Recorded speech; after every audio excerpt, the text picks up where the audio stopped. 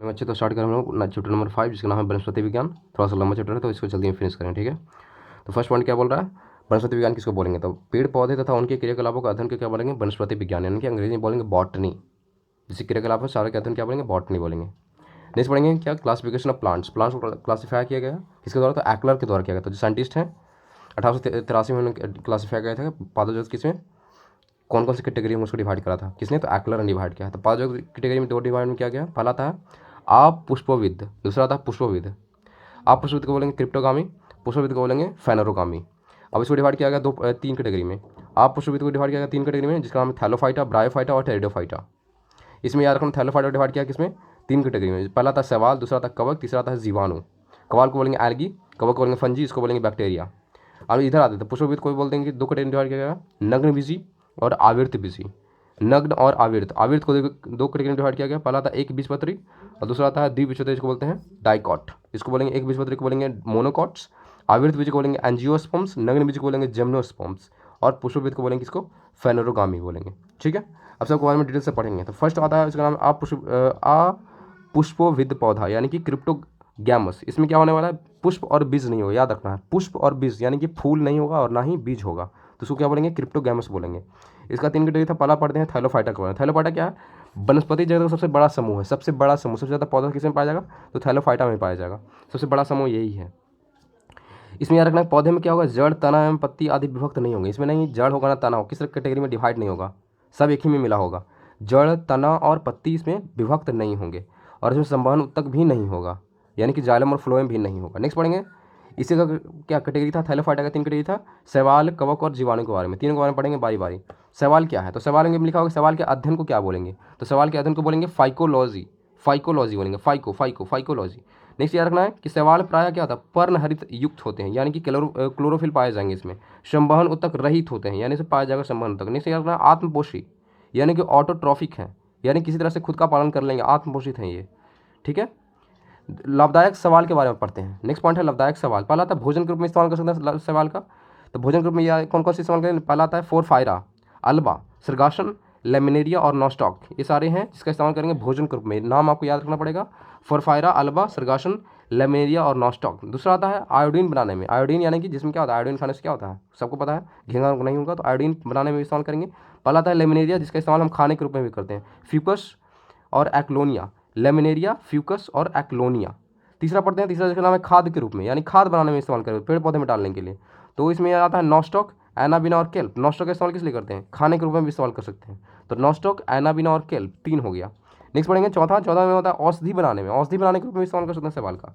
पहला आता है कोलेरेला, क्लोरेला से बना सकते हैं, क्लोरीन नमक के प्रतिजैविक बनाते हैं, और लेमिनेरिया से बनाते हैं हम टिंचर आयोडीन। टिंचर आयोडीन क्या है, एक तरह का औषधि है, तो लेमिनेरिया का इस्तेमाल किस लिए करते हैं, खाने के रूप में भी इस्तेमाल करेंगे और साथ में टिंचर आयोडीन भी बना सकते हैं। नेक्स्ट पढ़ेंगे अनुसंधान कार्यों में, यानी कि जो साइंटिस्ट के द्वारा इस्तेमाल किया था या एक्सपेरिमेंट वगैरह करने के लिए इस्तेमाल करेंगे, तो अनुसंधान कार्यों में इस्तेमाल करेंगे कोलेरेला एसिटिबुलेरिया, इसका पूरा नाम ये है, और साथ में बेलोनिया का इस्तेमाल करने वाले हैं। नोट में लिखा हुआ कि कोलेरेला जो है इसका इस्तेमाल जो है अंतरिक्ष यान में हम लोग क्या करते हैं, अंतरिक्ष यात्री करते हैं, किस फॉर्म में, तो इसको उगाकर क्या करते हैं, खाते हैं। प्रोटीन युक्त भोजन है के रूप में इसका इस्तेमाल कर सकते हैं। जल और ऑक्सीजन काफ़ी ज़्यादा इसमें पाया जाता है, प्रोटीन भी पाया जाएगा, जल और ऑक्सीजन काफ़ी ज़्यादा पाया जाएगा, किसमें, कोलेरेला में। इसका इस्तेमाल कौन करें, अंतरिक्ष यात्री करेंगे। नेक्स्ट पढ़ेंगे फंजी के बारे में, यानी कि कवक के बारे में, तो ध्यान दीजिएगा। सॉरी, कवक क्या है, तो कवक में देखिए यहाँ पे लिखा कवक के अध्ययन क्या बोलेंगे, तो कवक के अध्ययन को बोलेंगे माइकोलॉजी।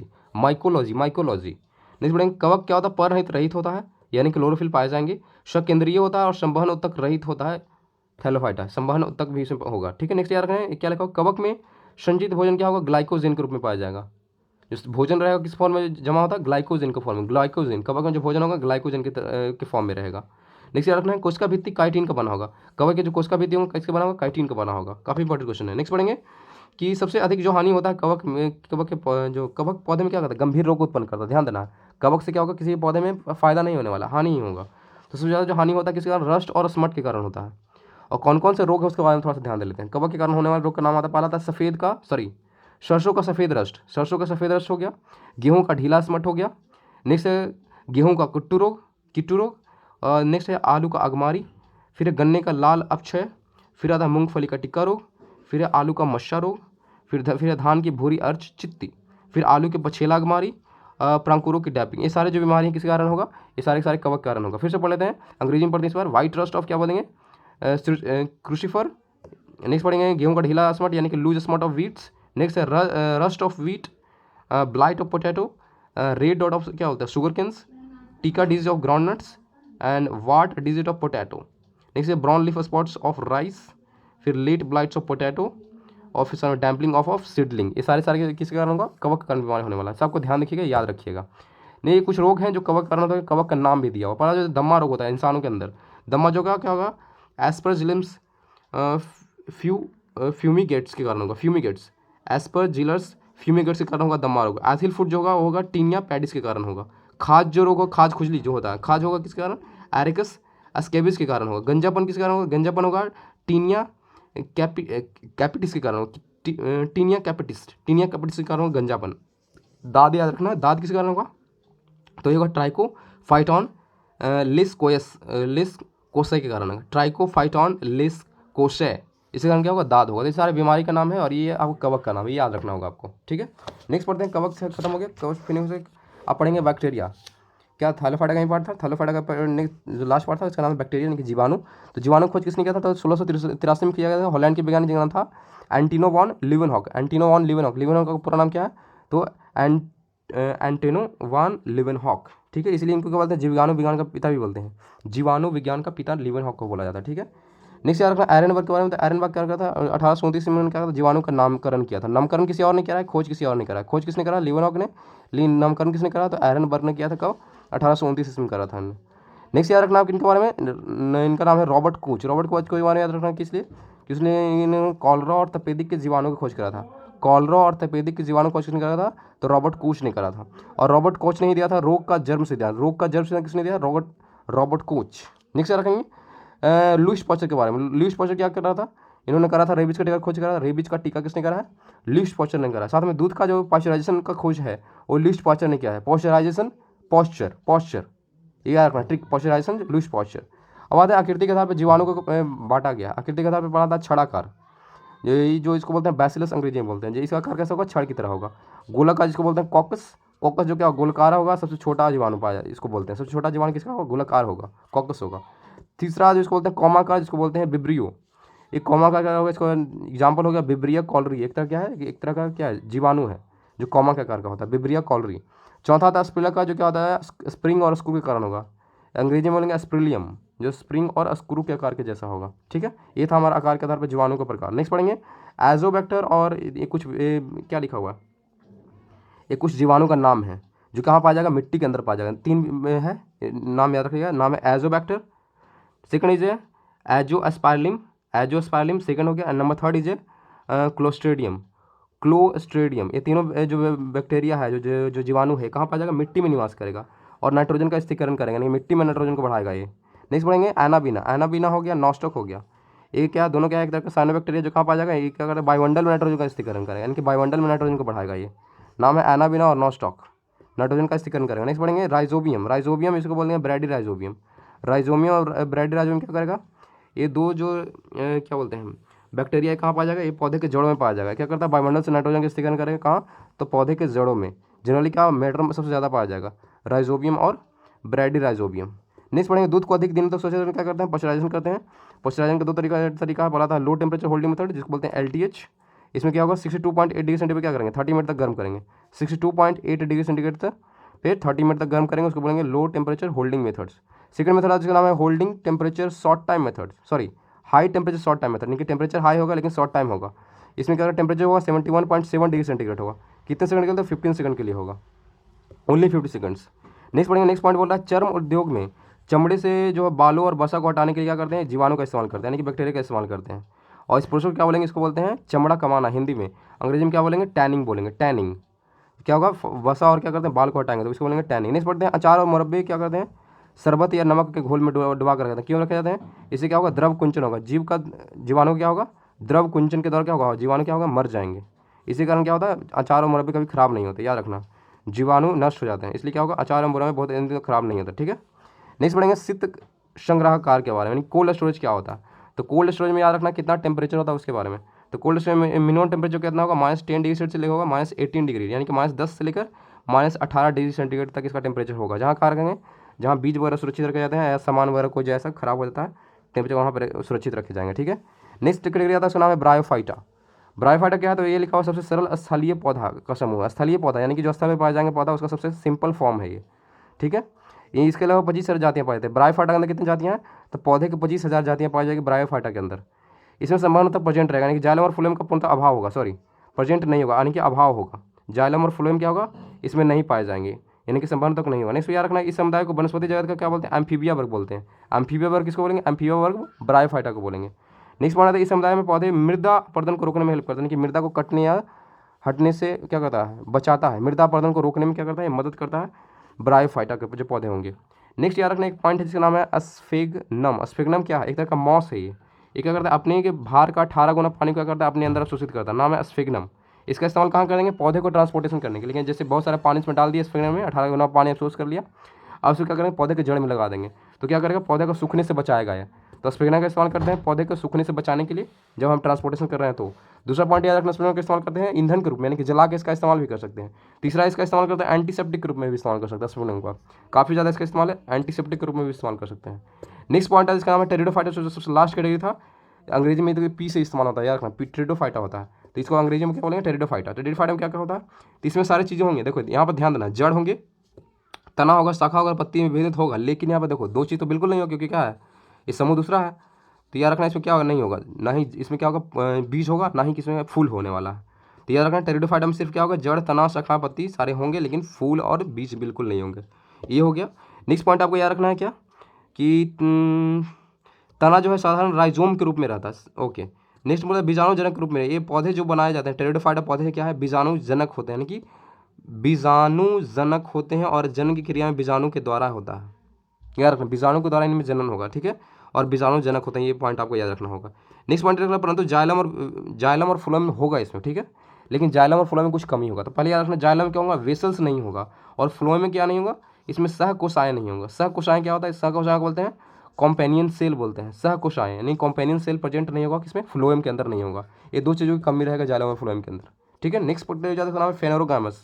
पहला कैटेगरी हम खत्म कर दिए, जो क्रिप्टोगैमस था यानी कि अपुष्पबीज था, जिसमें क्या था, फूल और बीज नहीं था, उसको खत्म कर चुके हैं। अब पढ़ते हैं पुष्पबीज का फेनोरोगामस है, उसको फिनिश कर रहे हैं। तो ध्यान दीजिएगा, फेनोरोगामस में लिखा हुआ है कि दो कैटेगरी होता है। इसमें क्या पहले ये पॉइंट लगेगा, इसमें हमें पौधे पूर्ण रूप से विकसित होंगे। इस समय सभी पौधे में क्या, फूल, फल, बीज सारे चीज़ प्रेजेंट होंगे, है कि नहीं। लेकिन दो कैटेगरी पला, नग्न बीज दूसरा आवृत्ति बीज। नग्न बीज क्या है, इसको बोलेंगे अंग्रेजी में जिम्नोस्पर्म बोलेंगे। इसमें लिखा हुआ कि इसमें पौधे वृक्ष, झाड़ी या अवरोही क्रम में होते हैं, यानी कि झाड़ी या वृक्ष या धीरे धीरे बढ़ता हुआ फॉर्म में रहेगा। पहले झाड़ी रहेगा, फिर से बड़ा हो जाएगा, यानी कि इस तरह से रहेंगे, आरोही के क्रम में रहेंगे। पौधे काष्ठीय और बहुवर्षीय लंबे होते हैं, यानी कि बहुत दिनों तक जीता है, और लंबा लंबा पौधा इसी के अंदर पाया जाएगा, नग्न बीज के अंदर ही, यानी कि जिम्नोस्पर्म के अंदर ही। लिखा इसकी मूसला जड़ें पूर्ण विकसित होती है। क्या बात है, परागन क्रिया वायु के द्वारा होगी। जब परागन होगा किसके द्वारा होगा, वायु के, यानी कि हवा से हो जाएगा।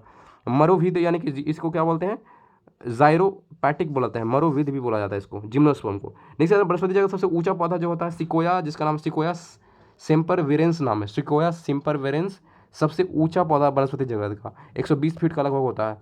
इसको क्या बोलते हैं, कोस्ट रेडवुड ऑफ कैलिफोर्निया बोलते हैं, वो भी क्या आता है, जिम्नोस्पर्म के अंदर ही आता है। कोस्ट रेडवुड ऑफ कैलिफोर्निया इसको बोलते हैं, 120 मीटर का होता है। सिकोया सेम्परविरेंस सबसे ऊंचा पौधा है ये। नेक्स्ट पॉइंट याद रखना, सबसे छोटा आवृत्ति बीज पौधा, अनावृत्ति बीज पौधा, यानी कि जिम्नोस्पर्म पौधा सबसे छोटा पूछा गया, तो उसका नाम है जैमिया पिग्मिया, सबसे छोटा पौधा होगा इस कैटेगरी का। ठीक है, नेक्स्ट याद रखना, जीवाश्म, जीवित जीवाश्म किसको बोलेंगे, तो ये कुछ पौधे हैं जिसको बोलते हैं जीवित जीवाश्म, जैसे साइकस हो गया, दूसरा हो गया जिंगो वाइलोवा हो गया, जिंगो वाइलोवा, थर्ड हो गया जिसका नाम है मेटासिकोया। तीनों पौधे को क्या बोलेंगे, जीवित जीवाश्म, साइकस, जिंगो वाइलोवा और मेटासिकोया। ठीक है, नेक्स्ट याद रखेंगे जिंगो वाइलोवा के बारे में, तो जिंगो वाइलोवा को बोलते हैं मेडन हेयर ट्री, मेडन का हेयर ट्री बोलेंगे इसको, जिंगो वाइलोवा को। नेक्स्ट याद रखना साइकस के बारे में, साइकस के बारे में याद रखना कि जो इसका जो बीजांड होता है, जो ओवुलस होता है, जो नर युग्मक एवं नर युग्मक पादप जगत सबसे बड़ी होते हैं। याद रखना कि जो बीजांड होगा और जो नर युग्मक होगा इसका, दोनों के दोनों बड़े होंगे।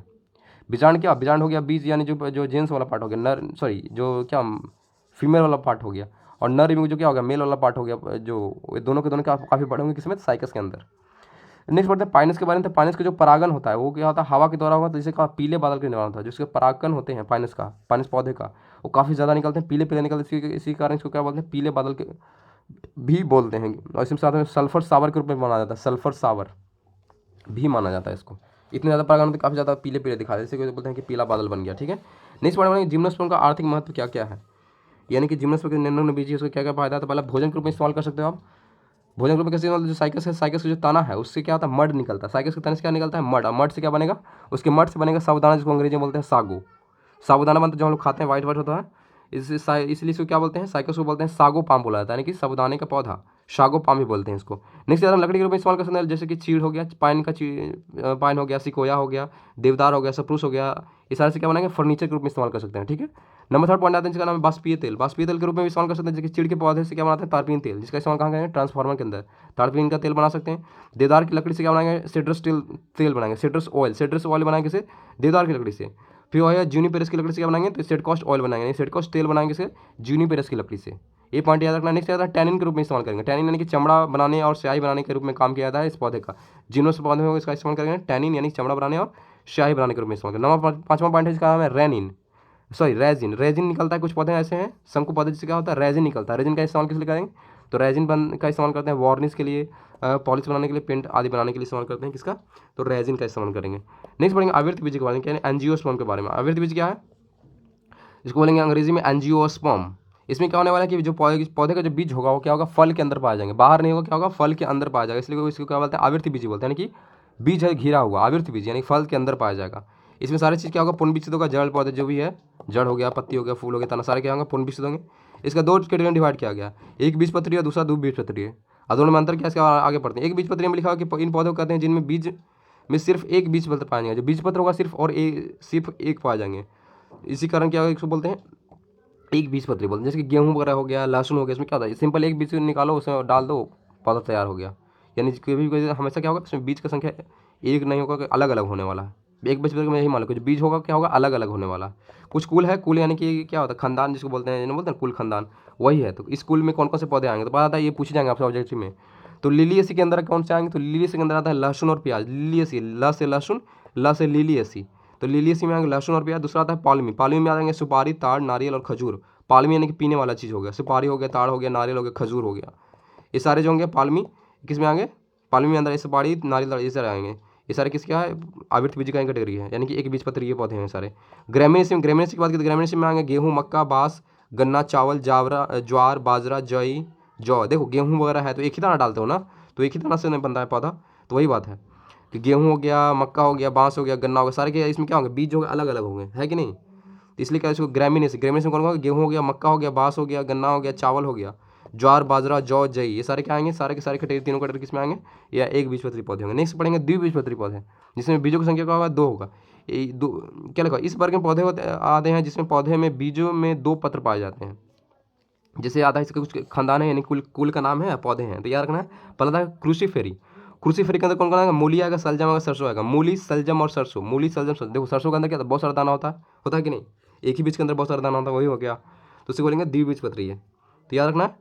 क्रूसीफेरी के अंदर क्रूसी में मूली आ गया, सलजम आ गया, सरसों आ गया, मूली, सलजम और सरसों। नेक्स्ट आते हैं मालवेसी। मालवेसी के अंदर आएगा कपास, भिंडी और गुड़हल।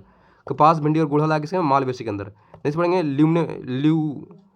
लेग्यूमिनोसी के अंदर आएगा बबूल, छुईमुई, कत्था, गुलमोहर, अशोक, कचनार, इमली और सभी दलहन फसल आएंगे। बबूल, छुईमुई, कत्था, गुलमोहर, अशोक, कचनार, इमली और सभी दलहन फसलें किसमें आएंगे, तो ये आएंगे लेग्यूमिनोसी के अंदर। नेक्स्ट पढ़ेंगे कंपोजिट। कंपोजिट के अंदर आएगा सूरजमुखी, भृंगराज, गेंदा, कुसुम, सलाद और डहेलिया। जितने भी फूल हैं वो कंपोजिट के अंदर आ रहे हैं। सूरजमुखी, भृंगराज, गेंदा, कुसुम, सलाद, डहेलिया, ये सारे किसमें आएंगे, कंपोजिट के अंदर। नेक्स्ट पढ़ेंगे रूटेसी। रूटेसी के अंदर कौन करना है, नींबू, चतकोरा, संतरा, मौसमी और बेल। जो खाने पीने वाला, जो खट्टा पौधा जनरली आ रहा है, नींबू, चतकोरा, संतरा, मौसमी, बेल, ये सारे किसमें आएगा, रूटेसी के अंदर आएगा। नेक्स्ट पढ़ेंगे कुकर बीटेसी। कुकर बीटेसी में कौन आएगा, कुकर बीटेसी में आने वाला है तरबूज, खरबूजा, टिंडा, जितने भी लत्तर वाले पौधे हैं वो आएंगे किसके, कुकर बीटेसी के अंदर। देखो तरबूज हो गया, खरबूजा हो गया, टिंडा हो गया, कद्दू हो गया, लौकी हो गया, खीरा हो गया, ककड़ी हो गया, परवल हो गया, चिंडा हो गया, करेला हो गया, सारे किसमें आएंगे, कुकर बीटेसी के अंदर आएंगे। फिर से पढ़ लेते हैं, तरबूजा, खरबूजा, टिंडा, कद्दू, लौकी, खीरा, ककड़ी, परवल, चिंटला और करेला। नेक्स्ट पढ़ेंगे सोलेनेसी। सोलेनेसी के अंदर कौन आएगा, आलू, मिर्च, बैगन, आलू, मिर्च, बैगन, मकोया, धतुरा, बालाडोना और टमाटर। याद रखना है, आलू, मिर्च, बैगन, मकोया, धतुरा, बेलाडोना और टमाटर, सारे किसमें आएंगे, सोलेनेसी के अंदर आएंगे। नेक्स्ट पढ़ते हैं लास्ट जो है उसका नाम है रोजेसी। रोजेसी के अंदर कौन आएगा, स्ट्रॉबेरी, जितने भी मागे पौधे हैं इसमें याद रखना, रोजेसी के अंदर आएंगे स्ट्रॉबेरी, सेब, बादाम और नाशपाती। स्ट्रॉबेरी, सेब, बादाम और नाशपाती आएंगे रोजेसी के अंदर। नेक्स्ट पढ़ते हैं पदप आकृति क्या है, प्लांट मॉर्फोलॉजी क्या है? मॉर्फोलॉजी का मतलब क्या समझते हो आप? यानी कि आकार की इसको बोलते हैं, हिंदी में बोलते हैं आकार की। इसे में लिखा विभिन्न पादप पौधे जैसे कि जड़ हो गया, तना, ये जड़, तना, पत्ती, फूल जो भी है, सबके गुण का अध्ययन को बोलेंगे मॉर्फोलॉजी। समझ में आया? मॉर्फोलॉजी से गुण कैसा है, यानी कि जड़ कैसा है, पत्ती कैसा है, तना कैसा है, इसके सारे गुण के बारे में अध्ययन जो बोलेंगे उसको बोलेंगे क्या बोलेंगे? आकार की, यानी कि मॉर्फोलॉजी बोलेंगे। अब पढ़ते हैं रूट के बारे में, जड़ के बारे में। तो जड़ कैसा होता है? पौधे का जड़ जो होता है अवरोही भाग होता है। अवरोही भाग यानी कि अंदर का भाग है, नीचे का भाग है। ये मान लो क्या होता है, मूलांकुर से विकसित होता है, यानी कि जैसे क्या होता है मूलांकुर, मतलब क्या, पहले अंकुर रहता है फिर धीरे धीरे क्या होता है जड़ के फॉर्म होता है, इसलिए क्या होता है मूलांकुर से विकसित होता है, ये लिखा गया। जड़ दो प्रकार का होता है, याद रखना पड़ेगा आपको। जड़ कितने प्रकार के होंगे आपसे पूछे जाते हैं। जड़ दो प्रकार का, पहला आता है मुसला जड़, मुसला जड़। दूसरा आता है क्या, अपस्थानिक जड़, इसको बोलते हैं एडवेंटिडियस रूट, इसको बोलते हैं टैप रूट। टैप रूट और एडवेंटिटियस रूट याद रखना है। ये सतह प्रकाश से दूर भूमि के अंदर विधि होता है, सबको पता है जड़ कहाँ पाएगा, भूमि के अंदर होगा। अब जड़ का प्रकार आपको याद रखना पड़ेगा। जड़ में पहला जो आता है ये रूपांतरण हुआ है, पहले ऐसे रहेगा, शंकु आकार का रहेगा, फिर कुंभी आकार हो जाएगा, फिर तुर्की आकार हो जाएगा, तक्रू रूपी, तक्रू तक्रू। तो शंकुकर किसका होगा? शंकुकर किसका होता है? गाजर का होता है। शंकुकर गाजर का होगा। कुंभी रूपी कैसा होगा? किसका होगा? शलजम और चुकंदर का होगा। और वही तक्रू रूपी जो किसका होगा? मूली का होगा। शलजम शंकु आकार होगा गाजर, कुंभी रूप होगा शलजम और चुकंदर, और तक्रू रूपी किसका होगा?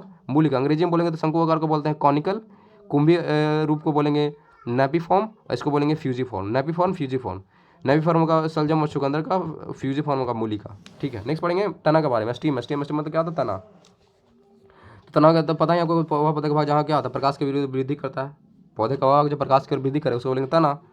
तना में कौन कौन तनों का रूपांतरण आपको याद रखना। पहले क्या रहेगा? पहले रहेगा कंद रहेगा, कंद से बनेगा धनकंद, धनकंद से बनेगा सकलकंद, सकलकंद से बनेगा प्रकंद।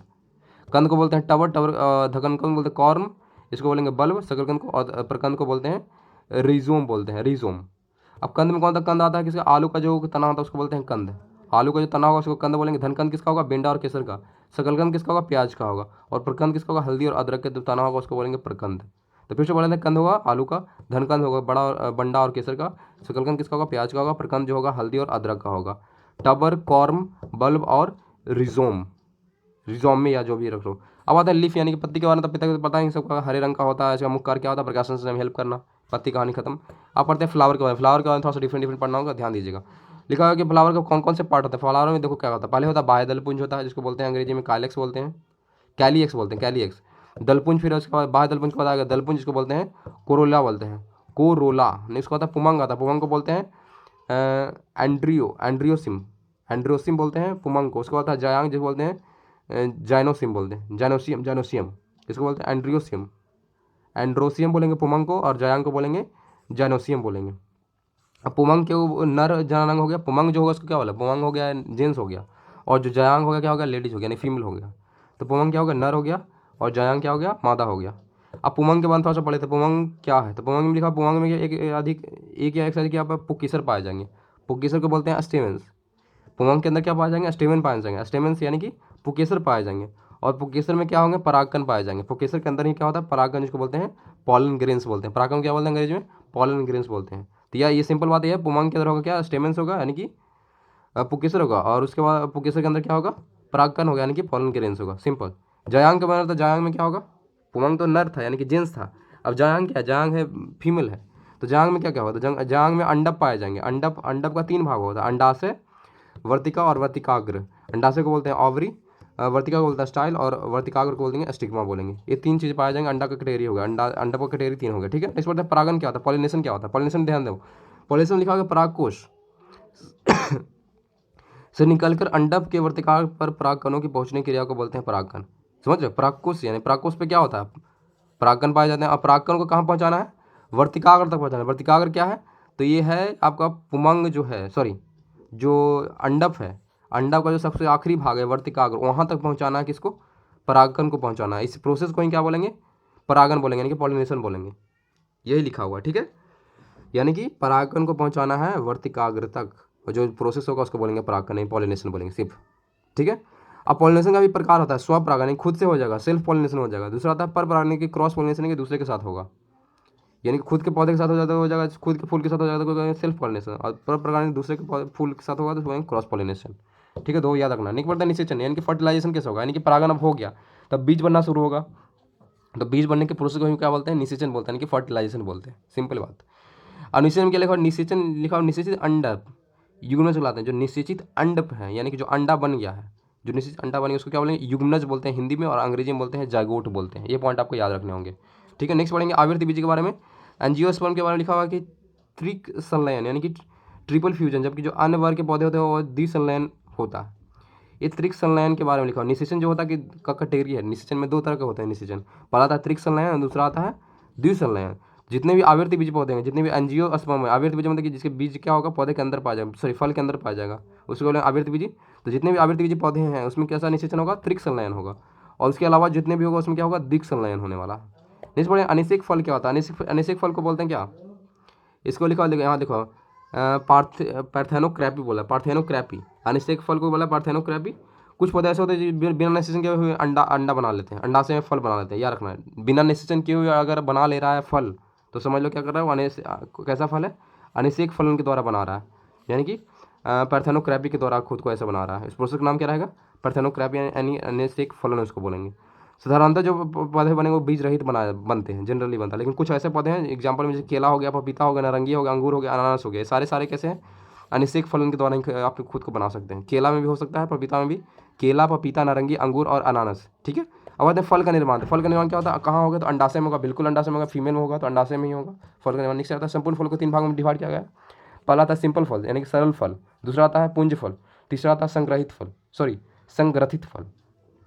सरल फल में एग्जाम्पल हो गया अमरूद हो गया, केला हो गया, सारे क्या सरल फल हो गया। पुंज फल जिसको बोलते हैं एग्रीगेट फ्रूट्स। एग्रीगेट फ्रूट में कौन था, स्ट्रॉबेरी आता है, रसभरी आता है। स्ट्रॉबेरी और रसभरी किसमें आएगा, पुंज फल के अंदर आएगा। नेक्स्ट पढ़ेंगे संग्रहित फल जिसको बोलते हैं कंपोजिट फ्रूट। इसमें कौन आता है, कटहल आता है, सहतूत आता है। कटहल और सहतूत किसमें आएंगे, संग्रहित फल के अंदर आएंगे। नेक्स्ट याद रखेंगे क्या लिखा, कुछ फल का निर्माण जो है बाह्य दलपुंज और प्रशोषण आदि के भाग लेते हैं। यानी जो फल है वो बाह्य दलपुंज वही फल बन जाएगा, दलपुंज है वही फल बन जाएगा, पुष्पासन वही फल बन जाएगा। यानी कि बीज बनना जरूरी नहीं है, जो बाहरी भाग है वही फल के रूप में बन जाता है। उसी को बोलते हैं क्या, असत्य फल, यानी कि वो फॉल्स फ्रूट है, ये माना जाता है। उसका नाम क्या बोलते हैं, असत्य फल बोलते हैं। जैसे कि सेब है, कटहल हो गया, ये सारे क्या बीज से द्वारा नहीं बनते, बाहरी भाग से ही बन जाते हैं, सेब और कटहल, ठीक है। अब कुछ पौधे हैं उसके कौन कौन से भाग हम लोग खाते हैं, कौन कौन से भाग नहीं खाते हैं, उसके बारे में थोड़ा सा ध्यान दे लेते हैं। ये कौन सा भाग क्या खाते हैं, तो सेब में क्या खाते हैं, पुष्पासन खाते हैं, कि जो जिसपे पुष्प रखा होता है पुष्पासन वही भाग खाते हैं। पुष्प इसका टूट जाता है और पुष्पासन हम लोग खाते हैं, तो सेब का पुष्पासन खाते हैं। नाशपाती का भी पुष्पासन खाएंगे। आम का खाते हैं मध्य फल भित्ति, यानी कि फल के बीच का भाग खाते हैं, मध्य फल भित्ति। अमरूद क्या खाते हैं, फल भित्ति और बीजांडासन, यानी कि फल भित्ति यानी कि फल का बाहरी भाग से लेकर अंदर तक पूरा खा जाते हैं, इसलिए क्या फल भित्ति लिखा हुआ है। फल के बाहरी भाग को बोलते हैं फल भित्ति। और बीजांडासन ये जहाँ पे क्या होगा, जहाँ पे का बीज होगा, इन दोनों चीज़ खा रहे हैं, बीज भी खा रहे हैं और फल भित्ति भी खा रहे हैं। अमरूद हो गया, अंगूर में वो सेम चीज़ होगा, अंगूर में फल भित्ति और बीजांड से खाएंगे। पपीता में खाएंगे मध्य फल भित्ति खाएंगे, यानी कि बीज का भाग खाएंगे। पपीता के अंदर बीज का भाग खाते हैं कि नहीं, बिल्कुल। नारियल में क्या खाएंगे, नारियल में खाएंगे भ्रूणपोष, यानी कि सबसे अंदर का भाग, बीज का भाग खाएंगे, सबसे अंदर का भाग बोलते हैं भ्रूणपोष बोलते हैं। तो नारियल के खाएंगे भ्रूणपोष खाएंगे। टमाटर क्या खाते हैं, टमाटर खाते हैं फल भित्ति और बीजांड से दोनों खा लेते हैं, बाहरी भाग भी और अंदर का भाग भी खा लेते हैं टमाटर में। केला में क्या खाएंगे, केला में खाएंगे मध्य और अंतर्भित्ति खाएंगे, यानी कि बीज का भाग और अंदर का भाग खाएंगे केला के अंदर। अब 10वां याद रखना, 10वां में याद रखना गेहूं। गेहूं के बारे में याद रखना है भ्रूणपोष और भ्रूण खाते हैं, यानी कि अंदर का भाग खाते हैं, भ्रूणपोष है सबसे अंदर का भाग। काजू में क्या खाएंगे, काजू खाएंगे पुष्पवृंत खाएंगे और बीजपत्र खाएंगे। पुष्पवृंत यानी कि पुष्प का भाग खाएंगे और बीजपत्र खाएंगे। बीजपत्र समझ रहे, बीज अंदर का बीज खाते हैं हम लोग। काजू में क्या करते हैं, बीज खाते हैं। बीजपत्र मतलब ये समझ लो बीज खाते हैं हम, काजू बीज होता है, ठीक है। लीची के बारे में तो लीची में क्या एरिल खाते हैं, बीज का भाग जनरली खाएंगे, यानी कि जो छिलका उतारने का जो बीज का भाग होता है उसे बोलते हैं एरिल बोलते हैं, तो लीची का बीज का भाग खाएंगे। चना में क्या था, बीजपत्र और भ्रूण। बीजपत्र में समझ रहे हो, यानी कि जो चना होता है क्या था उसमें, हरा चना देखो, तो हरा चना के ऊपर से होता है ना कि जो उसका बीज पत्र होता है कि नहीं, बीज का वो जो घेरा हो रहता है, बीज को जो ढका रहेगा उसी को बोलेंगे बीज पत्र। तो हरा चना तो हम खा लेते हैं, लेकिन भूनने के बाद क्या होता है उसे निकाल के खाते हैं, तो वही है। भ्रूण भी खाते हैं और बीज पत्र भी खाते, दोनों खा सकते हैं, तो बीज पत्र और भ्रूण दोनों खाते हैं चना में। मूंगफली में सेम चीज़ है, बीज पत्र भ्रूण खाएंगे। सहतूत के बारे में, सहतूत में कौन सा, रसीले परिदल पुंज खाएंगे। परिदल पुंज जो होता है वो खाते हैं, रसीला परिदल पुंज खाएंगे, किसका, सहतूत का। कटहल का बात है तो कटहल का 2 चीज खाएंगे, बीज भी खाते हैं और परिदल पुंज भी खाते हैं, बाहरी भाग भी खाएंगे और दल बीज भी खाएंगे। जिससे अनानास, अनानास क्या खाएंगे, परिदल पुंज खाएंगे, यानी कि बाहरी भाग ही खाते हैं, वैसे निकालते हैं और खाते हैं कि नहीं। नारंगी के बाद नारंगी में जूसी हेयर खाएंगे, उसका हेयर होता है वही बड़ा हो जाता है, यानी जिसके अंदर जो बाल, जैसे मक्का में बाल होता है ना, उससे नारंगी के जो बाल होता है बीज का वही बड़ा होता है, उसको बोलते हैं जूसी हेयर, वही हम लोग खाते हैं नारंगी में, ये ध्यान देना, ठीक है। अब नेक्स्ट पढ़ते हैं आगे। आगे क्या लिखा हुआ है, पादप उत्तक के बारे में, प्लांट टिश्यू के बारे में पढ़ना है। प्लांट टिश्यू क्या होगा, तो प्लांट टिश्यू क्या होगा, उत्तक के बारे में पढ़ लेना। तो उत्तक होता क्या है, तो समान उत्पत्ति, संरचना और कार्य करने वाली कोशिकाओं के समूह को क्या बोलते हैं, उत्तक। यानी कि समान उत्पत्ति समान हुआ और साथ में संरचना सेम और कार्य सेम कर रहा, वो सारी कोशिकाएं अगर आपस में मिलते तो क्या बनता है, उत्तक का निर्माण करते हैं, कि टिश्यू बनते हैं। नेक्स्ट पढ़ते हैं बेहतर को क्या है, तो बेहतर क्या होता है, इसको बोलते हैं मेरिस्टेमिक टिश्यू बोलते हैं, मेरिस्टेमिक टिश्यू। तो मेरिस्टेमिक टिश्यू क्या लिखा है, इसमें लिखा हुआ कि यह पौधे में वर्धी क्षेत्र यानी ग्रोइंग रीजन को बेहतर कहते हैं, यानी कि जो बढ़ाने के लिए, यानी कि जनरली ग्रोइंग रीजन में जो पाए जाएंगे जो रीजन होगा उसी को बोलेंगे विभजनिक ऊतक बोलेंगे, ठीक है। अब विभजनिक ऊतक 3 कैटेगरी डिवाइड किया, उसमें लक्षण दिए गए हैं, या क्या लिखा है, कुछ कैटेगरी है, मतलब कुछ लक्षण है विभजनिक ऊतक का, यानी कि मेरिस्टेमिक टिश्यू का। पहला लक्षण यह है कि गोल आकार का गोल होगा, अंडाकार होगा, बहुभुजाकार होगा, बहुभुजाकार भी होगा और अंडाकार भी हो सकता है। दूसरा पॉइंट ये लिखा होगा कि भित्तियाँ जो पतली होती है और एकसार होती है, इनके होमोजीनियस होते हैं, कि एक समान होगा, सारी भित्तियाँ उसकी जो होगी, लेकिन पतला होगा। तीसरा पॉइंट में लिखा जीव द्रव्य संघनन, यानी कि काफ़ी मोटा होने वाला, सघन मतलब मोटा हो गया, केंद्र काफ़ी बड़े होंगे और साथ में राजधानी का होगा छोटा होगा, ये पॉइंट याद रखना है। चौथा पॉइंट भी याद रखना है, कोशिकाओं के बीच जो अंतर कोशिकीय स्थानों का अभाव होता है, यानी कि बीच में कोई स्थान नहीं होगा, एकदम कॉम्पैक्ट होने वाला है, किसी का स्थान नहीं होगा। चौथा पॉइंट में ये बोला गया है, ठीक है। तो ये आपको याद रखना, 4 इसका प्रॉपर्टी है किसका, विभजनिक ऊतक का 4 प्रॉपर्टी। नेक्स्ट पढ़ते हैं विभजनिक ऊतक का कैटेगरी डिवाइड किया गया। शीर्षस्थ विभजनिक, शीर्षस्थ विभजनिक का मतलब क्या हो गया, एपिकल मेरिस्टेम। इसका काम क्या है, तो क्या करता है, जड़ और तना के शीर्ष पे पाया जाएगा। जड़ और तना कहाँ, शीर्ष पे पाया जाएगा। मेन काम क्या करेगा, जड़ पौधे की हाइट को बढ़ाने में हेल्प करेगा, पौधे का हाइट बढ़ाएगा शीर्षस्थ विभजनिक का। नेक्स्ट आते हैं पार्श्व विभजनिक का। पार्श्व विभजनिक का काम क्या है, ये क्या करता है, जनरली क्या करता है, तने में घेरों की संख्या, यानी कि जैसे तना होता है ना, ऐसे तो तना में घेरा होता है ना, उसकी संख्या को बढ़ाएगा। और दूसरा काम क्या करेगा, ये जड़ और तना की मोटाई को बढ़ाएगा। 2 काम करेगा, यानी घेरे को बढ़ाएगा, साथ में मोटाई को भी बढ़ाएगा, जड़ और तना दोनों का। अंतर लास्ट आता है जिसका नाम तीसरा, जिसका नाम है अंतर्वेशी विभाज्योतक, यानी कि इंटर कैलरी मेरिस्टेम्स उसको बोलते हैं, इंटर कैलरी मेरिस्टेम्स। इसमें क्या होने वाला है, इसमें जो होने वाला इसमें वो क्या करेगा, ये भी जनरली क्या होगा, हाइट या लंबाई को बढ़ाने के लिए ही इस्तेमाल होता है, लेकिन वो उस समय ज़्यादा काम करेगा जब वैसे क्या लिखा होगा, इसकी महत्ता वैसे पौधों के लिए है जिसका शीर्ष भाग को शाकाहारी जानवर खा चुके हैं, यानी कि जैसे कि घास हो गया या कोई भी पौधे उसका बाहरी भाग अगर कोई खा लेता है या टूट जाता है, तो फिर उसको बढ़ाने के लिए, जो हाइट बढ़ाने के लिए कौन सा ऊतक का इस्तेमाल करें, अंतर्वेशी विभाज्योतक का इस्तेमाल किया जाएगा। एग्जाम्पल के लिए घास लिखा हुआ है, लिखे। नेक्स्ट पढ़ते हैं स्थायी ऊतक, यानी परमानेंट टिश्यू के बारे में। तो ऐसा ऊतक जो क्या होगा, विभाजन करेगा ही नहीं, जैसा है वैसा ही रहने वाला, फिक्स रहने वाला। उसकी जो कोशिकाएं होगी वो या तो मृत भी हो सकती है और जीवित दोनों हो सकती है। नेक्स्ट पढ़ेंगे स्थायी ऊतक का कैटेगरी है सरल ऊतक, सिंपल टिश्यू बोलेंगे। सिंपल टिश्यू मतलब क्या, स्थायी ऊतक का एक ही प्रकार की कोशिका जो कोशिका होगा सिंपल और सिंपल एक प्रकार का, तो उसके क्या बोलेंगे, सरल ऊतक बोलेंगे। जटिल ऊतक कॉम्प्लेक्स टिश्यू को क्या बोलेंगे, यानी कि स्थायी ऊतक है लेकिन उसमें जो कोशिका है वो एक से अधिक प्रकार की कोशिकाएं होंगी उससे प्रेजेंट, तो उसको क्या बोलेंगे, जटिल ऊतक बोलेंगे। यानी कोशिकाएं विभिन्न प्रकार की पाई जाएंगी, तो उसको क्या बोलेंगे, जटिल ऊतक बोलेंगे। नेक्स्ट पढ़ेंगे जाइलम और फ्लोएम के बारे में। तो जाइलम क्या होता है, जाइलम को बोलते हैं कास्ट भी बोलते हैं, कि ऊड भी बोला जाता है जाइलम को। ये एक तरह क्या है, संवहनी ऊतक है, यानी कि जनरली ट्रांसपोर्टेशन का काम करेगा, संवहन का काम करेगा। इसका मेन काम क्या है, जल एवं खनिज लवणों का संवहन करना, जल और खनिज लवण का संवहन करना, ठीक है। साथ में यांत्रिक दृढ़ता को प्रदान करना, कि अंदर के भाग का जो दृढ़ता है उसको क्या करना, मजबूत बनाए रखना, यांत्रिक दृढ़ता को बढ़ावा देना, ये 2 काम है इसका। फिर लिखा आयु की गणना अगर करना है तो जाइलम ऊतक का जो वार्षिक वलय होता है उसको गिनकर आप कर सकते हैं। अगर किसी पौधे का आयु गणना करना है तो जाइलम को, जो जाइलम ऊतक है उसका वार्षिक वलय को क्या करते हैं, गिनकर आप कर सकते हैं। इस प्रोसेस क्या बोलते हैं, इस प्रोसेस को बोलते हैं डेंड्रोक्रोनोलॉजी बोलेंगे। अगर इस तरह से आप एज माप रहे हैं किसी पौधे को तो उसको क्या बोलेंगे, डेंड्रोक्रोनोलॉजी बोलेंगे। नेक्स्ट पढ़ेंगे फ्लोएम के बारे में। तो फ्लोएम का पता है आपको क्या, तो फ्लोएम के बारे में पता है कि एक तरह का भी संवहन ऊतक है। मेन काम क्या है, पत्तियों द्वारा जो बनाए गए भोजन है उसको क्या पहुंचाना, पौधे के अन्य भागों तक पहुंचाना। जो भोजन है उसको कहाँ पहुंचाएगा, पौधे के अन्य भागों तक पहुंचाएगा, ठीक है। तो अभी देखो, अब इसको शॉर्ट टर्म में देखते हैं क्या क्या पढ़ चुके हैं हम लोग। तो प्लांट टिश्यू में पढ़ा, प्लांट ऊतक यानी पादप ऊतक को डिवाइड किया, किसी 2 कैटेगरी में पढ़ा, मेरिस्टेमिक टिश्यू यानी कि विभजनिक ऊतक, दूसरा पढ़ा में परमानेंट टिश्यू यानी कि स्थायी ऊतक, 2 कैटेगरी में डिवाइड करा। अब आता है विभजनिक ऊतक में हमने 3 पढ़ा, कि शीर्षस्थ विभजनिक, पार्श्व और अंतर्वेशी। शीर्षस्थ क्या करेगा, ये लंबाई को बढ़ाएगा, जिसको अंग्रेजी में बोलते हैं एपिकल, ये जनरली क्या बढ़ाएगा, तना और जड़ के शीर्ष पे पाया जाएगा, लंबाई को बढ़ाएगा। पार्श्व में हमने क्या पढ़ा, कि ये करता है क्या, तना के जो वल्य है, वार्षिक वल्य है उसको बढ़ाता है, साथ में क्या करता है, ये मोटाई को बढ़ाएगा, जड़ और तन दोनों का। पार्श्व इसलिए नाम इसका, चौड़ाई को बढ़ाएगा। और अंतर्वेशी जिसका कहा था, यही क्या करता है, वैसे इस समय में काम है जब पौधा टूट गया या तो क्या पौधे इसको खा लिया गया किसी जानवर के द्वारा, तो उस समय क्या करेगा, हाइट को बढ़ाने के लिए इस्तेमाल होगा अंतर्वेशी विभजनिक। अब मैंने पढ़ा परमानेंट टिश्यू में क्या था, ऊतक का करता था, डिवाइड नहीं, टूटेगा नहीं, ठीक है, जैसा है वैसा ही रहेगा, यानी कि किसी तरह का विभाजन नहीं करेगा।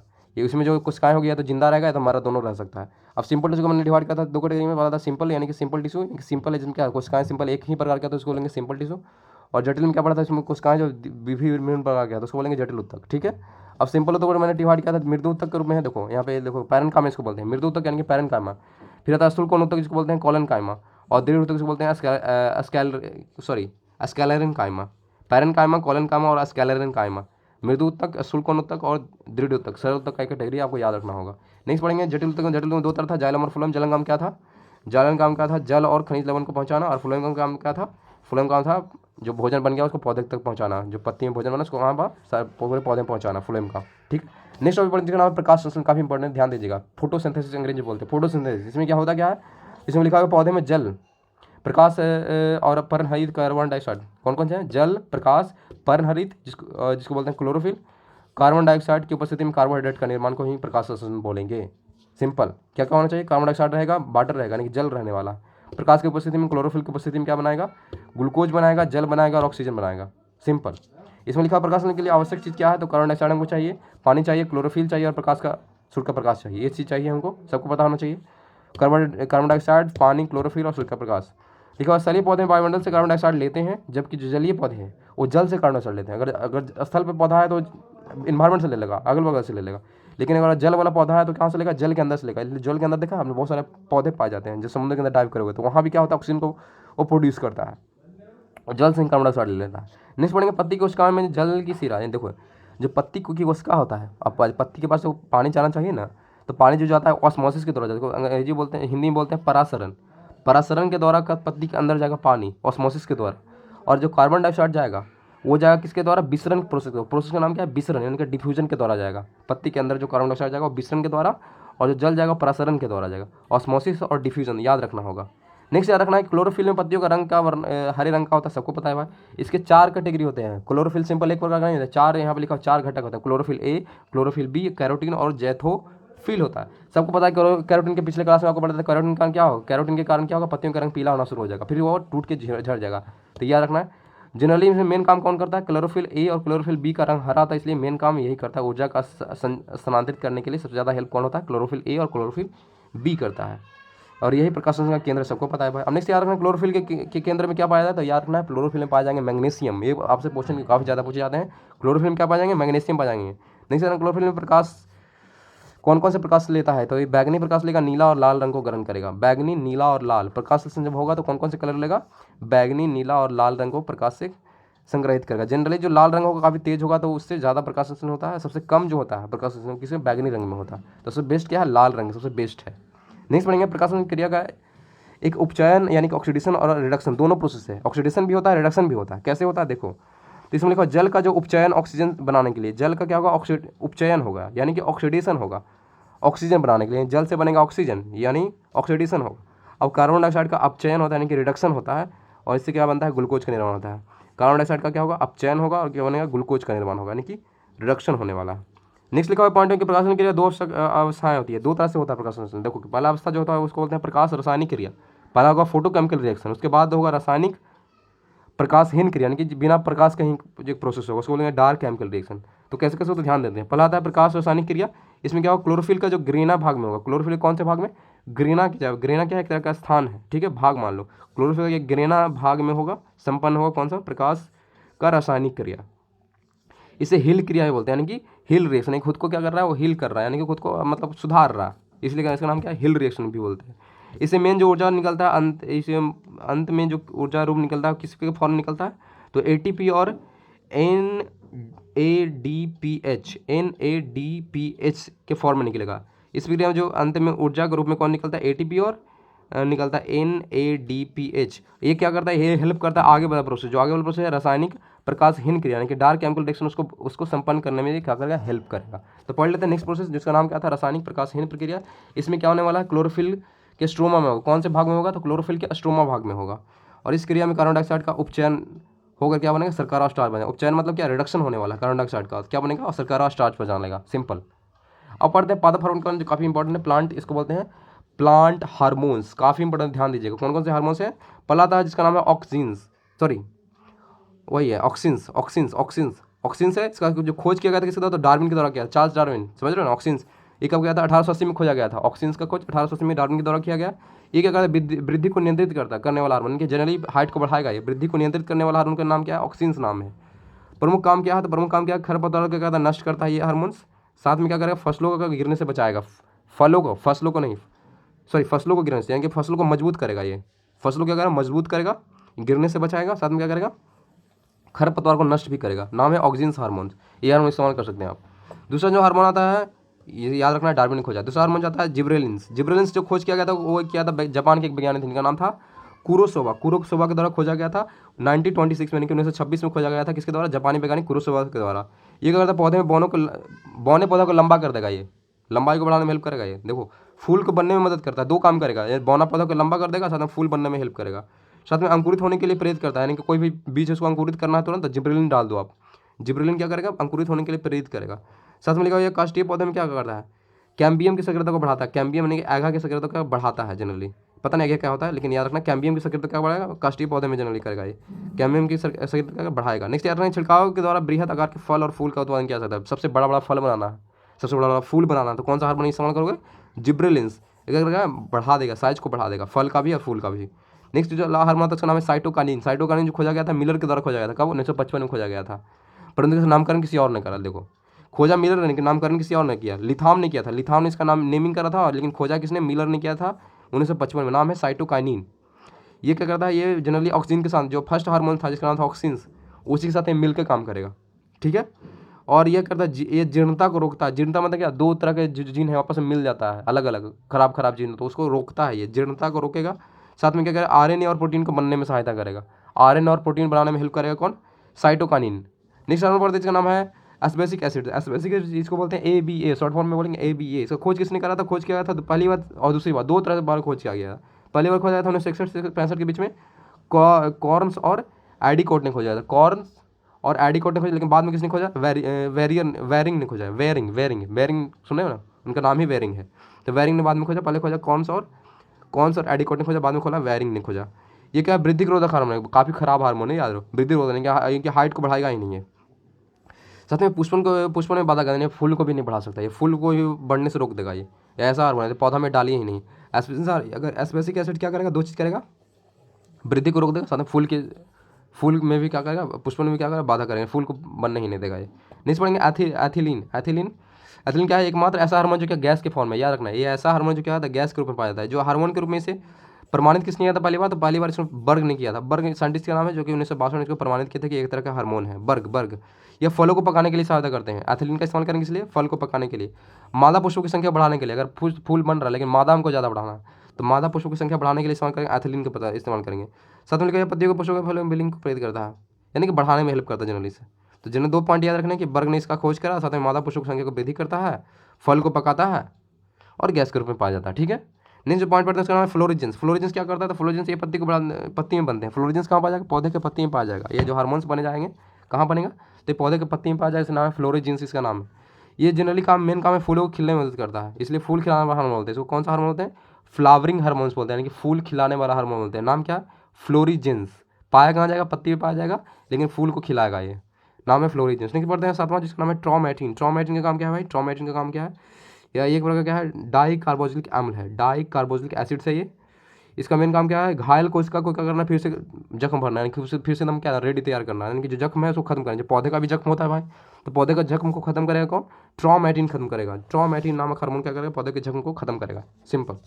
नेक्स्ट पढ़ेंगे जिसका नाम है पादप रोग। कुछ पौधे में रोग पाए जाते हैं, तो कौन कौन से रोग है थोड़ा सा ध्यान दीजिएगा। पहला था विषाणु के जनित रोग, यानी कि वायरल डिजीज, यानी कि जो कि वायरस के कारण होगा। विषाणु जनित रोग यानी कि वायरल डिजीज, यानी कि वायरस के कारण होने वाला। पहला था तंबाकू का मोज़ेक रोग। तंबाकू मोज़ेक रोग में तंबाकू के अंदर होगा, तंबाकू के पौधे में होगा, पत्तियां सिकुड़ जाएगी, छोटी हो जाएगी, सिकुड़ के छोटा हो जाएगा, साथ पत्तियों में जो क्लोरोफिल है वो नष्ट हो जाएगा, क्लोरोफिल होगा ही नहीं। जो वायरस है मेन कारण क्या है, कौन सा वायरस, तो जिसका नाम है टोबैको मोज़ेक वायरस, टीएमवी के कारण होगा। याद रखना, पत्तियां सिकुड़ जाएगी, छोटी हो जाएगी, क्लोरोफिल नष्ट हो जाएगा, टीवीएमवी के कारण, सॉरी टीएमवी यानी कि टोबैको मोज़ेक वायरस के कारण होगा। नियंत्रण करने के लिए एक ही उपाय है कि पौधे को कबाड़िए, इकट्ठा कीजिए, साथ में फिर जला दीजिए। जलाने का एक ही सिंपल उपाय है कि इसको जलाना पड़ेगा, इसके लिए कोई दवा दारू नहीं है, जलाना पड़ेगा पौधे को। नेक्स्ट पढ़ते हैं पोटैटो मोज़ेक। पोटैटो में यानी कि आलू में होने वाला है। वायरस का नाम क्या है, पोटैटो वायरस एक्स नाम है इसका। इसमें क्या होगा, पत्तियां जो होगा आलू के पौधे का, उसको चितकावरापन होना शुरू हो जाएगा, साथ में बौनापन लक्षण आ जाना शुरू हो जाएगा। पौधे के पेड़ में क्या हो जाएगा, बौनापन शुरू हो जाएगा और साथ चितकावरापन आ जाएगा पत्तियों में। तो ये जनरली आलू में होगा पोटैटो मोज़ेक, ठीक है। नेक्स्ट पढ़ेंगे सी, जिसका नाम है बंकी टॉप ऑफ बनाना। बंकी टॉप बनाना, टॉप ऑफ लग रहा है, यानी कि टॉप ऑफ यानी कि हाइट कम रहा है, लग रहा है ऐसा लग रहा है ना। बंकी टॉप ऑफ बनाना यानी कि जनरली केला के पौधे में होगा। वायरस का नाम क्या है, बनाना वायरस 1 है। इस रोग से पौधे क्या होंगे, बौने हो जाएंगे, सिंपल बात। बंकी टॉप ऑफ बनाना यानी कि टॉप को ऑफ कर देना, यानी कि हाइट को कम कर देना। तो हाइट को कम करने के लिए इसे वायरस काम करता है। नाम है बनाना वायरस 1। नेक्स्ट पढ़ेंगे रंग परिवर्तन में कुछ वायरस हैं जो काम करते हैं, कलर चेंज। इसलिए लिखा होगा कि हरी महिनता यानी कि हरा को खत्म कर देगा। एक हरी महिनता एक तरह का रोग है, ठीक है, विषाणुजनित रोग है। इसमें क्या होने वाला है, जो इसमें लिखा है जो पत्तियों का रंग है पीला या तो सफ़ेद या मोज़ेक पैटर्न हो जाता है। पत्तियों का रंग कैसा हो जाएगा, पीला हो जाएगा, तो सफ़ेद हो जाता है, उसमें मोज़ेक पैटर्न बनना शुरू हो जाएगा। तो एक तरह का रोग है, कलर चेंज, ठीक है। अगर वेन क्लियरिंग किसको बोलेंगे, वेन क्लियरिंग में होगा जब सिराएँ जो है पीली हो जाएगा, अनभाग हरे हैं, जो पत्ती है उसका जो सबसे ऊपर का जो भाग है जो सिराएँ हैं वो क्या होगा, अगर पीला हो जा रहा है और सारा भाग अलग जो क्या है हरा है, बाकी भाग क्या है हरा है, तो उसको बोलेंगे वेन क्लियरिंग हो रहा है। उस बीमारी का नाम क्या होगा, वेल क्लियरिंग। दूसरा जो बीमारी उसका नाम है वेन वेंडिंग। वेन वेंडिंग क्या होगा, सिराएँ जो रहेगा हरा रहेगा, बाकी भाग पीला हो जाएगा। या तो क्या लगा हरिमाहीनता, यानी कि हरा नहीं रहेगा, वो कुछ और कलर में इनके हरापन खत्म हो जाएगा, लेकिन सिराएँ सिर्फ हरा रहेगा, तो उसको बोलेंगे वैन वेंडिंग बोलेंगे। दो चीज़ याद रखना है, वैन वेंडिंग और वैन क्लियरिंग। कलर चेंज में क्या एक तरह का बीमारी है, ठीक है, पौधे का। ये जो क्या आता है वायरल डिजीज, वायरस के कारण होता है। नेक्स्ट पढ़ेंगे जीवाणु जनित रोग, यानी कि बैक्टीरियल डिजीज, यानी कि बैक्टीरिया के कारण होगा। पहला था आलू का सैथिल रोग, जिसको बोलते हैं विल्ट डिजीज ऑफ पोटैटो, या वाइल्ट डिजीज ऑफ पोटैटो इसको बोलते हैं, आलू का सैथिल रोग। इसमें क्या होने वाला है, इसको रिंग रोग भी बोलते हैं। आलू का जो सैथिल रोग इसको क्या बोलेंगे, रिंग रोग बोलेंगे। इसमें जो मेन रीजन किस कारण था, इसमें जाइलम का भूरा रिंग बन जाता है। जो जाइलम होता है, जाइलम का क्या होता है, जल को पहुंचाना, तो जाइलम क्या हो जाएगा, भूरा रिंग बनना शुरू हो जाएगा। जो वायरस के कारण क्या है, तो उसको वायरस का नाम है स्यूडोमोनास सोलेंसियरम, स्यूडोमोनास सोलेंसियरम है। ये क्या है, बैक्टीरिया का नाम, यानी कि जीवाणु का नाम, इसी कारण होगा। इसमें क्या होगा, संवहन तंत्र प्रभावित होगा, बिल्कुल प्रभावित होगा, क्योंकि जाइलम को ही रोक दे रहा है, तो संवहन तंत्र इससे क्या होगा, प्रभावित होगा, ठीक है, तो पौधा फिर खत्म हो जाएगा। नेक्स्ट पढ़ते हैं ब्लैक आर्म ऑफ कॉटन लिखा हुआ है, black arm of cotton. Black arm of cotton क्या बीमारी का नाम है, जो कि बैक्टीरिया से होगा। इसमें क्या लिखा हुआ है, इसमें जो मेन कारण है वो जीवाणु का नाम क्या है, जैंथोमोनास है। जैंथोमोनास बैक्टीरिया के कारण होगा ये रोग। और पत्ती पर क्या होगा, छोटे छोटे छिद्र जलांध्र संरचना, यानी कि भूरा रंग हो जाएगा, पत्ती का रंग भूरा हो जाएगा, साथ में छेद बनना शुरू हो जाएगा। इसी के कारण इसको बोलते हैं ब्लैक आर्म ऑफ कॉटन, इसको बोलते हैं। वायरस का नाम क्या है, सॉरी वायरस नहीं, बैक्टीरिया का नाम क्या है, जैंथोमोनास। बैक्टीरिया का नाम याद रखना है, जैंथोमोनास। नेक्स्ट पढ़ेंगे धान का अगमारी रोग, जिसको बोलते हैं बैक्टीरियल ब्लाइट ऑफ राइस। ये भी बैक्टीरिया के कारण होगा। तो बैक्टीरिया में क्या, बैक्टीरिया का नाम ये रखना है, जैंथोमोनास ओराइजी होगा। ये सिर्फ जैंथोमोनास था, इसमें क्या है, जैंथोमोनास ओराइजी है। धान का जो अगमारी रोग है, ओराइजी। इसमें क्या होने वाला, पत्तियों का जो एक या दो सतहों पर पीला या हरा स्पॉट आना शुरू हो जाएगा। पत्ती जो होगा धान पे, धान का पत्ती पे क्या होना शुरू हो जाएगा, पीला और हरा स्पॉट आना शुरू हो जाएगा। नेक्स्ट पढ़ेंगे जिसका नाम है साइट्रस कैकर। साइट्रस कैकर बीमारी क्या इसमें होगा, तो साइट्रस कैकर में लिखा हुआ क्या, यह रोग का कारण क्या है, जैंथोमोनास सिट्री। जैंथोमोनास और ओराइजी पढ़ चुके हैं, अब जैंथोमोनास सिट्री है, इसके कारण होगा साइट्रस कैकर। साइट्रस कैकर बीमारी जो होगा जैंथोमोनास सिट्री नामक जीवाणु के कारण होगा। इसका जो उत्पत्ति हुआ चाइना में हुआ था, लेकिन अब हमारे इंडिया में भी है। नींबू की पत्तियों पे होता है, शाखाओं और सभी लिखा फल सभी इन रोग से प्रभावित होते हैं। जितने भी फल हैं इसी रोग के कारण से प्रभावित है, साइट्रस कैकर के कारण। नींबू का पत्ती का होता है, शाखाएं पे हो सकता है, और जितने भी फल हैं उस पर भी ये बीमारी होता है। नाम याद रखना है, साइट्रस कैकर। कौन सा जो वायरस सॉरी बैक्टीरिया है, बैक्टीरिया का नाम क्या है, जैंथोमोनास सिट्री नामक जीवाणु है, इसी कारण होगा। नहीं गेहूं का टुंडूर डिजीज ऑफ वीट की बात करते हैं, इसमें क्या होता है, वायरस सॉरी बैक्टीरिया का नाम याद रखना है। बैक्टीरिया का नाम कोरिनोबैक्टीरियम ट्रिटिकी नाम है, कोरिनोबैक्टीरियम ट्रिटिकी जीवाणु का नाम है। और ये क्या लिखा हुआ है, एंजुइना ट्रिटिकी नामक एक क्या लिखा हुआ है, नेमेटोड है, इसी का एक दूसरा रूप है, नाम है एंजुइना टिट्रिकी नोमेटेड है। इससे क्या होगा, पत्तियों का नीचे का भाग क्या होता है, मुरझा कर गिर जाता है या मुड़ जाता है। जो नीचे का जो भाग होगा, गेहूं का जो सबसे नीचे का जो पत्ती होगा, पत्तियों का नीचे का भाग क्या होगा, मुरझा कर क्या होगा, मुड़ना शुरू हो जाएगा, इस बीमारी के कारण, टुंडुरों के कारण, ठीक है। उन्हें पता कुछ तत्व है, कमी कारण कुछ बीमारी होता है, कुछ पौधे में बीमारी होगी, कुछ तत्व के कारण। पहला जो आता है रोग और लक्षण दिया, और दूसरा याद रखना किस तत्व कमी कारण होता है। ध्यान दीजिएगा, आम और बैगन के जो लिटिल लीफ होता है, कि पत्तियां छोटी होने शुरू होती है, किसी जस्ता के कमी कारण। दूसरा यार नींबू में जो डाईबैक, नींबू में डाईबैक को जो होता है तांबे का कमी कारण होता है। नींबू में लिटिल लीफ यानी कि पत्तियां छोटी होगी, तांबा के कमी कारण। नहीं ना, फुलगोभी में जो ब्राउनिंग होगा, फुलगोभी बड़ा भूरा भूरा ना ब्राउन कलर का होना शुरू हो जाएगा, उसको मतलब फुलगोभी में ब्राउनिंग बोरॉन के कमी कारण होगा। मटर में मॉस रोग जो होता है मैग्नीशियम कमी कारण होता है। आलू का जो ब्लैक हेड रोग होता है किसी कारण होता है, तो भंडारण में ऑक्सीजन कमी, अगर भंडारण में एक जगह रख रहे हो तो ब्लैक हेड रोग उसमें लग जाएगा, अगर ऑक्सीजन उसको पूरा तरह से नहीं मिल रहा है तो। धान में जो खैरा रोग है तो जस्ता का कमी कारण होगा। नेक्स्ट यार लीची की जो लीची का पत्ती का जलना, जो पत्ती है लीची का वो कहता है जलना शुरू हो जाता है, कहता है पोटेशियम कमी कारण। पोटेशियम नहीं दोगे पत्ती उसका जलना शुरू हो जाएगा। आंवले में जो निक्रोसिन होता है, आंवले में निक्रोसिस जो बीमारी होगा किसका, बोरॉन की कमी कारण, निक्रोसिस, आंवले में निक्रोसिस। सलजम में होता है वाटर कोर होगा मैग्नीशियम कमी कारण। गाजर में होगा कोटर स्पॉट होगा कैल्शियम कमी कारण। गाजर में कोटर स्पॉट कैल्शियम कमी कारण। मक्का में होगा व्हाइट बर्ड्स जस्ता कमी कारण। और चुकंदर में होगा हट रोग बोरॉन के कमी कारण। तो फिर से एक बार पढ़ ले रहे हैं, आम और बैगन में लिटिल लीफ होगा जस्ता के कारण। धान के खैरा रोग जो होगा जस्ता के कमी कारण। और याद रखना है मक्का में जो व्हाइट बर्ड्स होगा जस्ता के कारण। तांबा दो जगह है, नींबू के जो हाई डाईबैक होगा, नींबू का जो लिटिल लीफ होगा तांबा के कारण ही होगा, और तांबा कहीं नहीं है। नहीं पढ़ेंगे मैग्नीशियम, तो मैग्नीज के कारण याद रखना मटर में मॉस रोग होता है मैग्नीज। सलजम में वाटर कोर क्या लिखा, वाटर कोर जो होता है मैग्नीज की कमी कारण होगा, ठीक है। नेक्स्ट पढ़ेंगे धान में खैरा रोग जो होता है जस्ता का कमीकरण, आम और बैगन का लिटिल लीफ होता है वही जस्ता का कारण और मक्का में व्हाइट बर्ड्स वही जस्ता का कारण। अब एक लास्ट बचता है बोरोन या आंवले का जो निक्रोसिस बीमारी होता है, आंवले का निक्रोसिस किस कारण होता है? बोरोन की कमी के कारण। चुकंदर में जो हट रोग होता है ये भी बोरोन की कमी के कारण, और जो लीची का पत्ती का जलना होता है पोटेशियम कमी के कारण। सिंपल याद रखना चाहिए आपको, ये सारे आपको याद रखने होंगे, ठीक है। नेक्स्ट पढ़ेंगे जिसका सबसे लास्ट पॉइंट है, लास्ट टॉपिक है, ध्यान दीजिएगा। इसमें लिखा हुआ वनस्पति शास्त्र से संबंधित कुछ महत्वपूर्ण तथ्य है और ये उदाहरण दिए गए हैं। सबसे बड़ा बोल रहा है आवृतबीजी वृक्ष, तो आवृतबीजी वृक्ष सबसे बड़ा कौन है? तो उसका नाम है यूकेलिप्टस। यूकेलिप्टस सबसे बड़ा आवृतबीजी, यानी कि जैसे बीज का फील का अंदर पाया जाएगा, तो सबसे बड़ा यूकेलिप्टस क्या है? सबसे बड़ा आवृतबीजी पौधा वृक्ष है, तो उसका नाम है यूकेलिप्टस। नेक्स्ट पढ़ेंगे संसार का सबसे लंबा वृक्ष, सबसे लंबा वृक्ष है सिकोया का वृक्ष, जो नग्नबीजी होता है, नग्नबीजी पौधा 120 मीटर का लंबा होता है, इसको बोलते हैं कोस्ट रेड ऑफ कैलिफोर्निया बोलते हैं, कोस्ट रेडवुड ऑफ कैलिफोर्निया बोलते हैं, 120 मीटर लंबा होता है, सिकोया इसका नाम है, और ये नग्नबीजी पौधा है, संसार का सबसे लंबा वृक्ष इसको बोलेंगे। सबसे छोटा बोलेगा आकार में, आकार में अगर आवृतबीजी पौधा पहुंच रहा है सबसे छोटा, तो उसका नाम है लीमा। लीमा ये एक तरह का जलीय आवृतबीजी है, साथ में भारत में भी पाई जाती है, भारत में भी पाया जाता है, नाम है लीमा। लीमा लीमा सबसे छोटा आवृतबीजी पौधा, ठीक है। अब बढ़ेंगे सबसे बड़ी पत्ती वाला पौधा, सबसे बड़ा पत्ता किसका होगा? तो विक्टोरिया रीजिया का होगा। विक्टोरिया रीजिया ये भारत में बंगाल में पाया जाता है, भारत के बंगाल में पाया जाएगा, और ये जलीय पौधा है, सबसे बड़ा पत्ता इसका होता है। सबसे बड़ी पत्ती वाला पौधा नाम है विक्टोरिया रीजिया, कहाँ पाया जाएगा? तो भारत के बंगाल में जलीय पौधा है। नेक्स्ट पढ़ेंगे सबसे बड़ा बीज, तो सबसे बड़ा तो 12 इंच का इसका बीज ही होता है, सोच लो 12 इंच बड़ा बीज होगा, नाम है कोकोडीमर। कोकोडीमर ये प्रजाति का नाम क्या है? इसका नाम है लोडिसिया, प्रजाति जो है लोडिसिया मलाडिविका, लोडिसिया मंडालिका इसका प्रजाति का नाम है। लेकिन पौधे का नाम क्या है? बीज का नाम क्या है? पौधे का नाम क्या है? कोकोडीमर। कोकोडीमर का जो बीज होता है वो होता है 12 इंच का होता है, सबसे बड़ा बीज होता है इसी का। सबसे छोटा जो बीज होगा वो आर्किड का होगा, ORCHID, ऑर्किड का सबसे छोटा बीज होने वाला। सबसे छोटा टेरिडोफाइटा बोल रहा है, सबसे छोटा टेरिडोफाइटा का नाम रखना है, उसका नाम है एजोला। एक क्या है? एक तरह का जलीय पौधा है, सबसे छोटा टेरिडोफाइटा है ये एजोला, जलीय पौधा पे, ठीक है। सबसे छोटा पुष्प वाला पौधा पूछा, सबसे छोटा पुष्प वाले की सबसे छोटा फूल जिसका किसका होगा?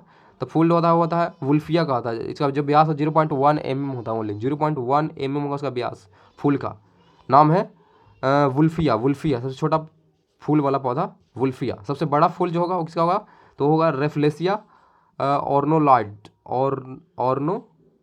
ऑर्नोल्डाई, ओके ऑर्नोल्डाई होता है, ओके रेफ्लेसिया ऑर्नोल्डाई, ऑर्नोल्डाई। इसका व्यास जो होगा लगभग 1 मीटर होगा, सोच लो 1 मीटर, ये कहाँ 0.1, यहाँ के यहाँ 1 मीटर इसका व्यास होगा, भार लगभग 8 किलो का होगा। जो फूल का जो किले क्या होगा, भार कितना होगा? 8 kg का फूल होगा, सोच लो। और नेक्स्ट पढ़ेंगे सबसे छोटा आवृतबीजी, सबसे छोटा आवृतबीजी पहुंचेंगे तो आवृतबीजी परजीवी पूछ रहा है, इसका नाम है परजीवी, यानी कि दूसरे बार से रहने वाला सबसे छोटा आवृतबीजी परजीवी है, तो इसका नाम है ऑर्थो ऑर्सिथोबियम, आर्सीथोबियम ने इसका नाम। सबसे छोटा आवृतबीजी यानी कि परजीवी है, तो ये इसका नाम क्या है? आर्सीथोबियम नाम है। नेक्स्ट पढ़ेंगे सबसे बड़ा नर युग्मक, नर युग्मक यानी कि जेंट्स वाला पार्ट, तो सबसे किसका? साइकस सबसे बड़ा होता है, और सबसे बड़ा बीजांड भी साइकस का ही होता है, याद रखना है। ये एक क्या है? नग्नबीजी पौधा है, साइकस में ही होगा सबसे बड़ा नर युग्मक और सबसे बड़ा बीजांड। और याद रखना जीवित जीवाश्म किसको बोलेंगे? साइकस को ही बोलते हैं, जीवित जीवाश्म बोलते हैं। सबसे छोटा गुणसूत्र, सबसे छोटे गुणसूत्र किसमें होगा? तो शैवाल में सबसे छोटा गुणसूत्र होगा। सबसे बड़ा गुणसूत्र पूछा तो याद रखना है वो था ट्राइलियम के अंदर होगा, ट्राइलियम के अंदर सबसे बड़ा गुणसूत्र होगा। सबसे ज़्यादा गुणसूत्र वाला पौधा पूछा, सबसे ज़्यादा गुणसूत्र वाला पौधा का नाम क्या है? ऑफियोग्लोसम नाम है इसका, ऑफियोग्लोसम जिसको हिंदी में बोलते हैं फर्न, ऑफियोग्लोसम। फर्न के पौधे से लगभग कितना 1266 गुणसूत्र पाए जाते हैं, 1266 गुणसूत्र पाए जाएंगे ऑफियोग्लोसम्स यानी फर्न के पौधे में। नेक्स्ट पौधा सबसे कम गुणसूत्र वाला, तो सबसे कम गुणसूत्र पौधा है जब आता है हैप्लोपोपस ग्रेसलेस में पाया था, हैप्लोपोपस ग्रेसलेस में पाया जाएगा सबसे कम गुणसूत्र, ये अपना हैप्लो। नेक्स्ट सबसे छोटा, नेक्स्ट पढ़ेंगे सबसे छोटा नग्नबीजी पौधा, नग्नबीजी पौधा सबसे छोटा इसका नाम है जेमिया पिग्मिया, सबसे छोटा नग्नबीजी पौधा जेमिया पिग्मिया। सबसे भारी काष्ठ वाला पौधा, सबसे भारी है और काष्ठ वाला पौधा यानी कि लकड़ी वाला पौधा है, उसका नाम है हार्डविचिया वाइनेका, हार्डविचिया वाइनेका, हार्डविचिया वाइनेका। सबसे हल्की काष्ठ वाला पौधा यानी कि जो इसका जो लकड़ी होगा सबसे हल्का होने वाला, इसका नाम क्या है? ओक्रोमा लेगोपस, ओक्रोमा लेगोपस इसका होगा सबसे हल्की काष्ठ वाला पौधा है। सबसे छोटी कोशिका किसका है? तो ये सबसे छोटी कोशिका का नाम क्या है? कोशिका का नाम है mycoplasma gallisepticum, gallisepticum, okay gallisepticum, mycoplasma gallisepticum इसका नाम है सबसे छोटी कोशिका का। और इसका टेनिस गेंद जैसा का फल होता है, ये जो फल होगा कैसा होगा? टेनिस गेंद जैसा, उसका नाम क्या है? केंत, केंत के पौधे का जो फल होगा टेनिस गेंद जैसा होगा। जंगल की आग बोलते हैं तो ढाक को बोलते हैं, ढाक ऐसा पौधा जो कि जंगल में आग लगा देता है, नाम याद रखना है ढाक, जंगल की आग। नेक्स्ट याद कॉफी देने वाला पौधा, तो कॉफी देने वाला पौधा है, इसका नाम है कॉफिया अरेबिका, कॉफिया अरेबिका इसका नाम है। इसमें क्या पाया जाएगा? कॉफीन पाया जाएगा, कॉफीन के कारण कैफीन पाया जाएगा, कॉफीन क्या पाया था? कैफीन पाया था। कोको देने वाला, कोको यानी कि कोको वाला पीते हो ना, कोको देने वाला पौधा का नाम क्या है? इसका नाम है थियोब्रोमा, थियोब्रोमा केकेया, थियोब्रोमा केकेया क्या करता है? कोको देता है। इसमें क्या पाया था? इसमें पाया जाता है थियोब्रोमिन पाया जाता है और साथ में कैफीन भी पाया जाएगा। कैफीन कम होगा लेकिन थियोब्रोमिन काफ़ी ज़्यादा होगा। नाम है कोको देने वाला पौधा। नेक्स्ट पढ़ेंगे अफीम देने वाला पौधा। अफीम देने वाला पौधा का नाम क्या है? पोपी। इसको हिंदी में बोलेंगे पेपावर। दूसरा नाम क्या है इसका? पेपावर सोमनीफेरम। पेपावर सोमनीफेरम शॉर्ट में बोलते हैं पोपी। इसमें मोपीन पाए जाते हैं। अफीम के पौधे में क्या पाया जाएगा? मोपीन पाया जाएगा, जिससे क्या होगा? नशा होगा। नेक्स्ट याद रखना है कि जो लौंग होता है, लौंग क्या होता है? फूल की कली से प्राप्त होता है। जो फूल की कली होता है क्या होता है? सुखाने के बाद हम क्या करते हैं? इस्तेमाल करते हैं, वही होता है लौंग। लौंग क्या होता है? फूल की कली होता है। नेक्स्ट याद रखना केसर मसाला, यानी कि सेफ्रॉन स्पाइस जो होता है। केसर मसाला क्या होता है?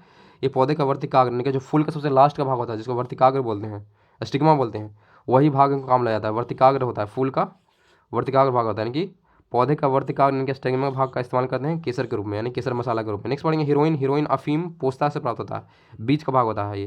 हीरोइन जो होता है अफीम के पोस्ता से प्राप्त होता है, याद रखना। हीरोइन किससे बनता है? अफीम के पोस्ता से प्राप्त होता है। ये था हमारा 5th नंबर चैप्टर जो कि फिनिश हो गया, तो इसको आराम से रिवाइज कीजिएगा। Thank you. ये था हमारा आज का 5th नंबर चैप्टर जिसका नाम था वनस्पति विज्ञान। तो आज के लिए इतना ही। Thank you.